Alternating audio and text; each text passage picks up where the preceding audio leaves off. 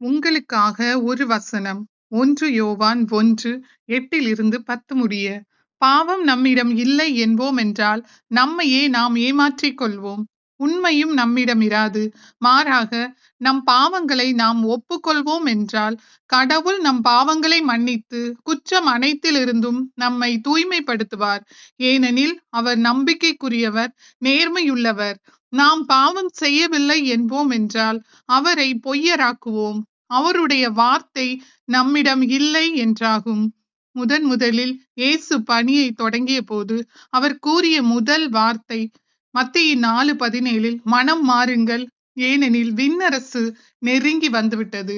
பாவத்தை விட்டுவிட்டு மனம் மாறுங்கள் என்பதே இயேசுவின் முதல் போதனை. கடவுளாகிய இயேசு இந்த உலகிற்கு மனித வடிவில் தன்னையே தாழ்த்தி நமக்காக வந்து நம்மேல் கொண்ட அன்பினால் நம் பாவங்களுக்காக தன் விலை மதிக்க முடியாத இரத்தத்தை கொடுத்து நம் பாவங்களிலிருந்து நம்மை மீட்டார். அதையே எபிரேயர் 9:22 இரத்தம் சிந்துதல் இன்றி பாவ மன்னிப்பு இல்லை. இயேசுவின் இரத்தம் இன்றி வேறு எவராலும் நம் பாவங்களை மன்னிக்க முடியாது, நம்மிடமிருந்து போக்க முடியாது. இயேசு இந்த உலகிற்கு வந்ததே பாவிகளை தேடியே, பாவிகளை ரட்சிக்கவே. மத்தேயு 9:13 ஏனெனில் நேர்மையாளரை அல்ல பாவிகளையே அழைக்க வந்தேன் என்றார். வேறு யாராலும் நம் பாவங்களை மன்னித்து நம்மை பரிசுத்தம் செய்ய முடியாது. இயேசு ஒருவரால் மட்டுமே நம் பாவங்களிலிருந்து நம்மை மீட்க முடியும்.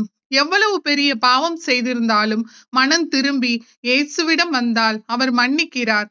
சிலுவையில் அவர் சிந்திய இரத்தம் நம்மை சுத்தமாக்குகிறது. இன்று மனம் திரும்பி இயேசுவின் பின் சென்று அவர் சொல் கேட்டு நடப்பவர்களுக்கு நிச்சயமாகவே நல்ல ஆசீர்வாதமான வாழ்க்கை உண்டு. ஏனெனில் நாம் செய்யும் பாவங்கள் நம்மை கடவுளிடமிருந்து பிரிக்கிறது.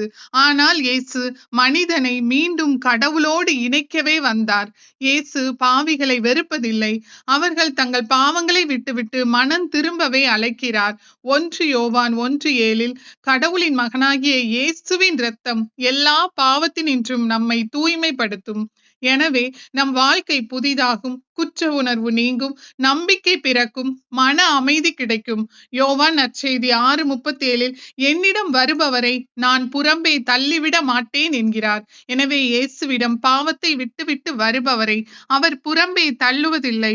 நான் பாவம் செய்து விட்டேன், நான் ஒரு பாவி என்று உணர்வது, பின் கடவுளிடம் திரும்புவதே உண்மையான மனமாற்றம். இதுவே கடவுளை நோக்கிய புதிய வாழ்க்கை. இன்றே மனம் திரும்பு. உலகம் உன்னை குற்றவாளி என்று சொல்லலாம், மனிதர்கள் உன்னை தள்ளிவிடலாம். ஆனால் இயேசு சொல்கிறார், என்னிடத்தில் வா என்று. நீ எவ்வளவு தூரம் தள்ளி விழுந்திருந்தாலும் இயேசுவின் அன்பு மட்டுமே உன்னை தேடுகிறது.